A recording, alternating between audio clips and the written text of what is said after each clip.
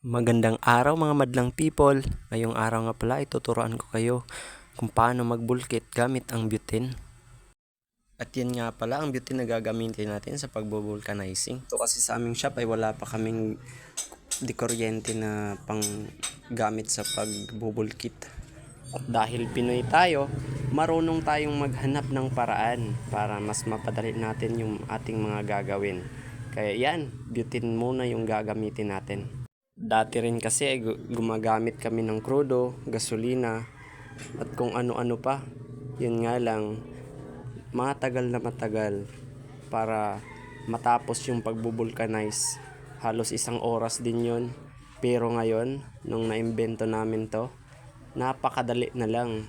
10 minuto lang ay tapos na agad. At sa mga nag-iisip dyan na magbubulkanize, baka makatulong din ito sa inyo. At alam nyo ba na ang isang butane ay kayang magbulkit halos 20 peraso? At napaka-convenient talaga niyang gamitin guys. Kaya less hassle na talaga sa mga gumagawa. May mga customer din kasi na nagmamadali sa kanilang biyahe.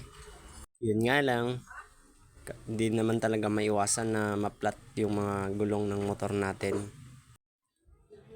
Kaya sa mga nagbubulkanizing dyan, at baka yung ginagamit nyo ay mga traditional pa rin, ay gamitin nyo na din itong butane. Napakadali lang niyang gamitin guys. Talagang hindi na kayo maghihintay pa ng sobrang tagal. At isang magandang negosyo din tong pagbubulkanizing. Kasi sa isang araw, kahit makasampu ka lang at yung singilan dito ay 50, meron ka ng 500 agad. Kaya hindi ka na mahihirapan na maghanap ng ibang trabaho kasi kapag yung bahay mo ay nasa malapit lang naman ng kalsada, pwede mo nang simulan ang pagbubulkanizing. At yung part na yan ay natapos na nga nating mabulkanize at nakita nyo naman, sobrang kinis, napakaganda ng kanyang pagkaluto, 'di ba? Hanggang sa muli guys, maraming salamat sa inyong panonood.